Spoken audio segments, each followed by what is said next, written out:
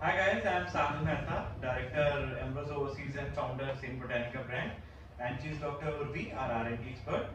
तो आज हमारा टॉपिक है AHAs, AHAs full form, alpha hydroxy acids. जिसमें मतलब जो वेल नोन एसिड्स हैं, they are glycolic acid and lactic acids.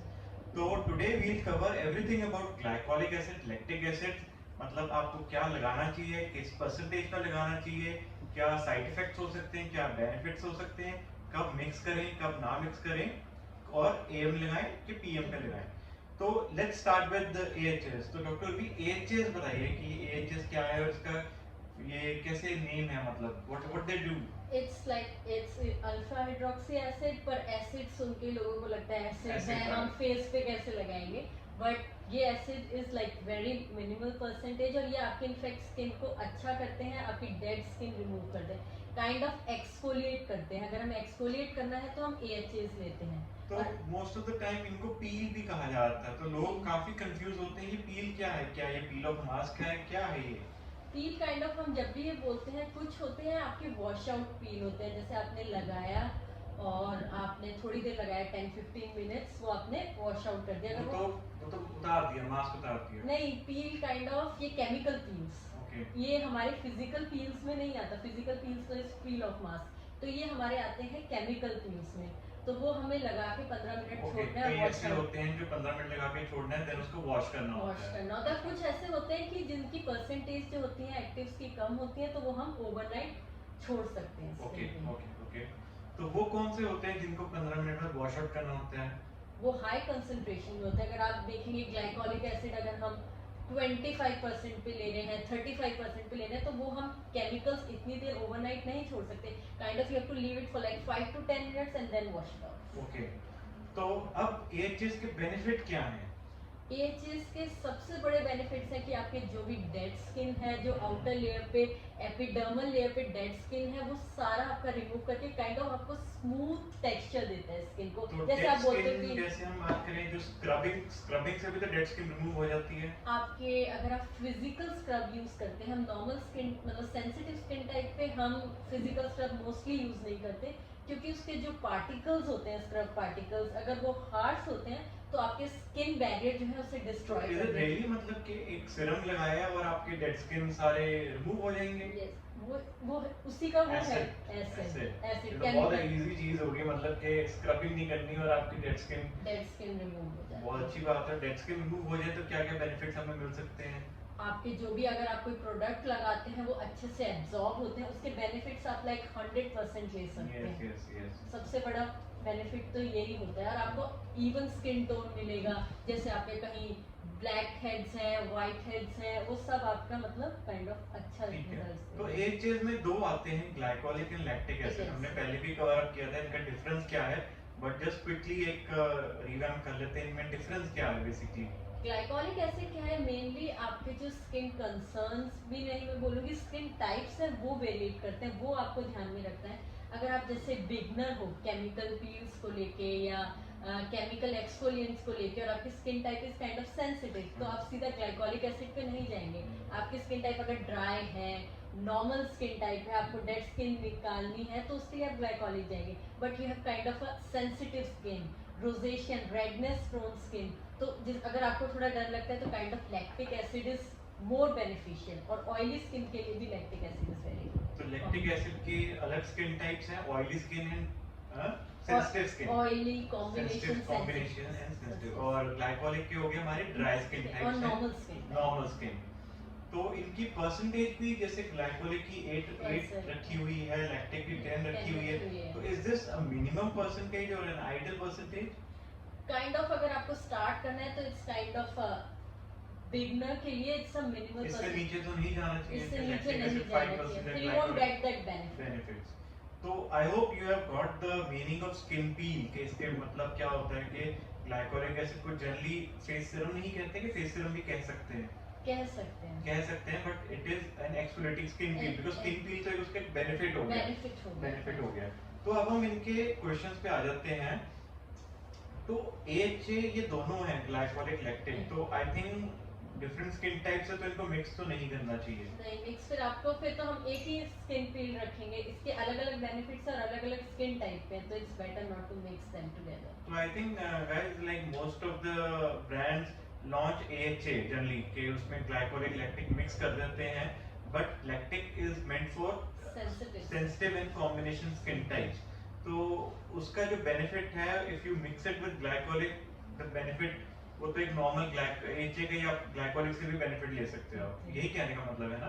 ठीक है, तो इसमें हम जैसे हार्मोनिक एसिड भी 1% रखते हैं, तो उसका रीजन मॉइस्चराइजिंग जो हमेशा चाहिए, और तभी हम कहते हैं कि सेम बोटानिका के जो सीरम्स हैं दे कम इन पम्प फॉर्म। पम्प फॉर्म का मीनिंग, उसका पर्पस ही ये है बिकॉज हाइलोनिक एसिड इसमें प्योर 1% जाता है, which makes it a product thicker in density, जो कि ड्रॉपर से नहीं आ सकता।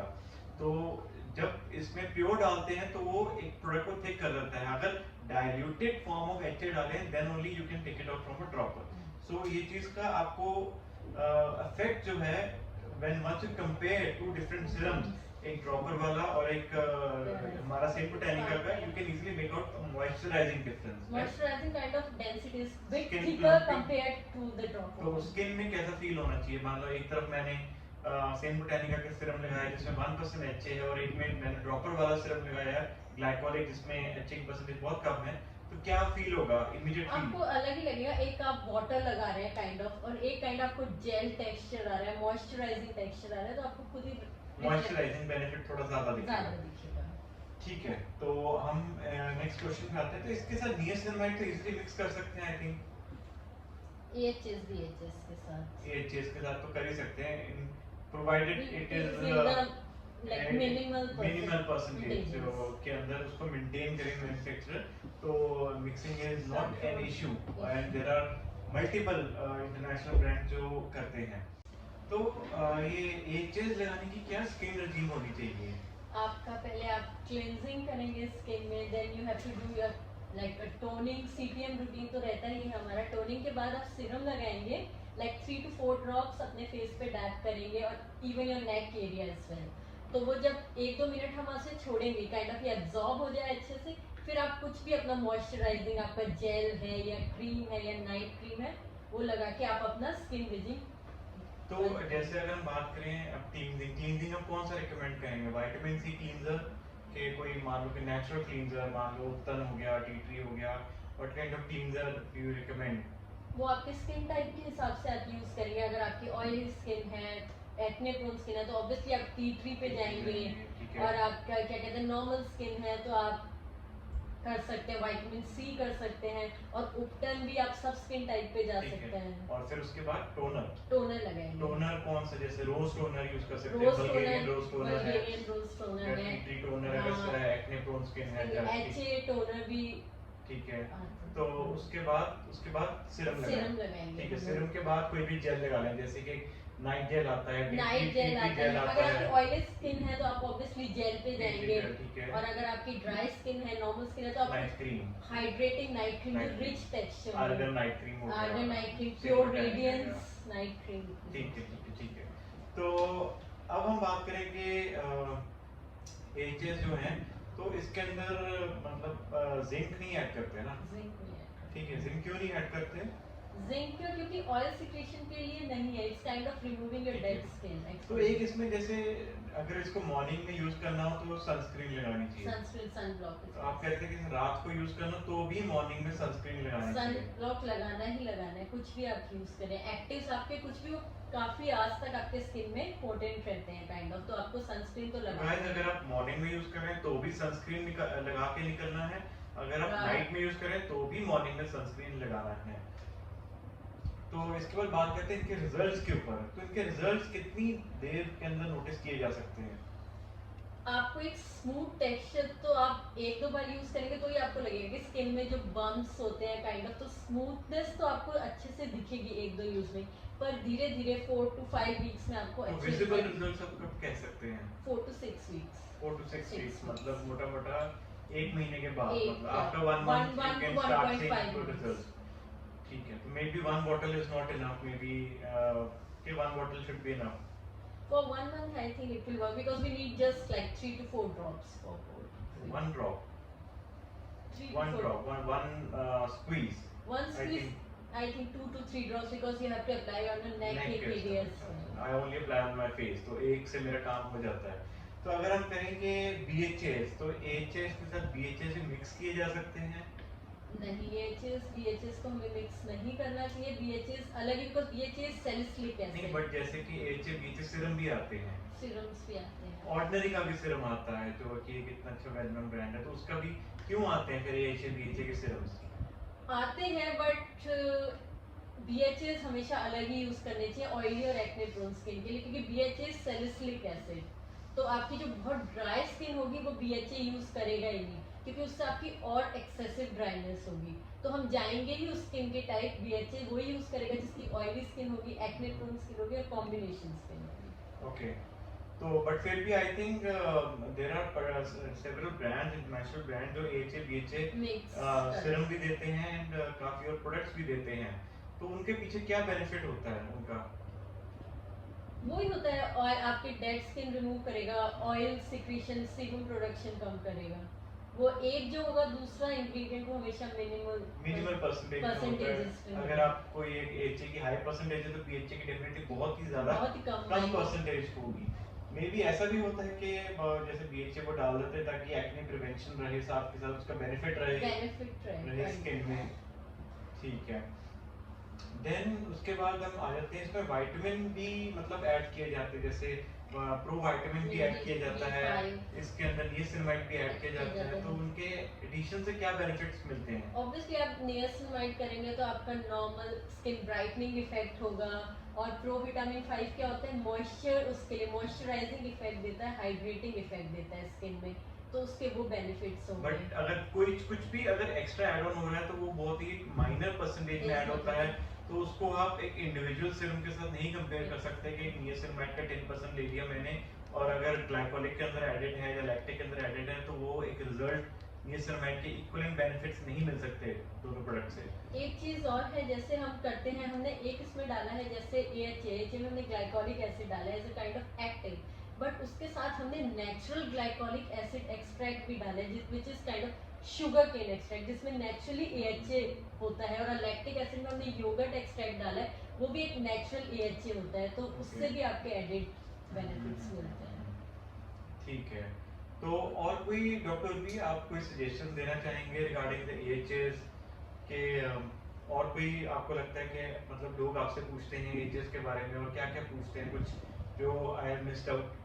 मोस्टली पूछते हैं कि हम किस एज में यूज करना किस age में use स्टार्ट करना कर सकते हैं. सबका यही आता है Yes, कि yes. It's kind of a acid, it kind of a chemical feel. और एक्सफोलिएशन तो सब स्किन, मतलब सब एजेस को चाहिए, सब स्किन टाइप को चाहिए. हम जैसे जैसे स्किन होती है, हमारा सेल टर्नओवर कम हो जाता है काइंड ऑफ, तो हमें डेड स्किन एक्सफोलिएशन किस इज एज ग्रुप से आप रिकमेंड आप करेंगे? अर्ली 20s में आराम से यूज कर सकते हैं. मेल फीमेल कोई भी हो?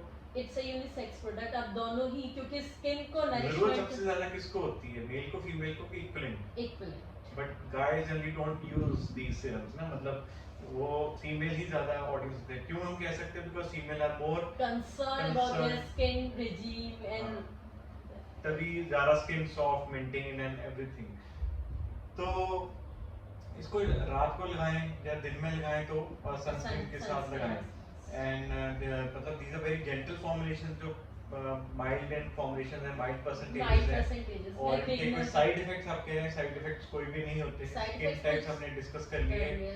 और इसको अगर हम रात में लगा रहे हैं तो क्या हम रेटिनॉल या विटामिन सी क्रीम्स के साथ भी, जैसे आप कह रहे थे कि आफ्टर यूजेज मॉइस्चराइजर यूज करना चाहिए, तो क्या हम रेटिनॉल क्रीम भी लगा सकते हैं, विटामिन सी क्रीम भी लगा सकते हैं, नाइट क्रीम के सिर्फ हम अवॉइड करके अर्गन टाइप ऑफ प्रोडक्ट्स में ही जाएं? आप इसके बाद आप नेचुरल मॉइस्चराइजिंग में जाएं, kind of high active products में ना जाएं. काइंड ऑफ अगर आप रेटिनॉल लगाएंगे तो उस AHS BHS के साथ रेटिनॉल हम लोग जनरली अवॉइड करते हैं, क्योंकि उसमें भी हाई कंसंट्रेशन ऑफ एक्टिव्स होते हैं. ठीक है, ठीक है. तो अगर हाई कंसंट्रेटेड रेटिनॉल क्रीम है then you should avoid, but अगर लो कंसंट्रेटेड है like kind of it's a sub ingredient within minute percentage. अगर वो एक रेटिनॉल क्रीम की जगह इंग्रेडिएंट एडेड है इन द क्रीम तो it doesn't make any big difference. But अगर हाई कंसंट्रेटेड रेटिनॉल सीरम आप या क्रीम कोई नहीं इसके ऊपर यूज कर सकते। तो और आपके कोई क्वेश्चंस, कुछ भी आपको लगता है कि कुछ भी आप शेयर करना चाहेंगे?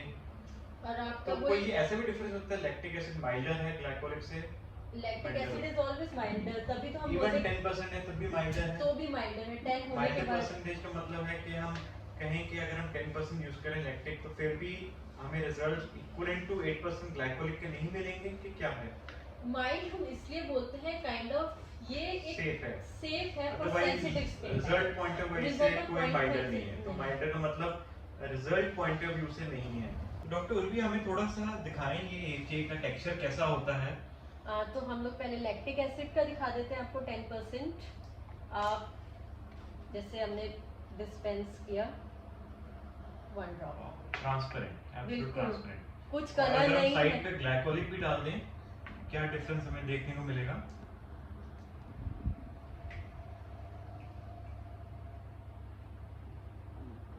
ऑलमोस्ट ऑलमोस्ट सेम बिकॉज इसमें कोई भी एडेड कलर्स डेंसिटी भी नहीं। सेम है और कलरलेस है, दोनों इक्विवेलेंट हैं।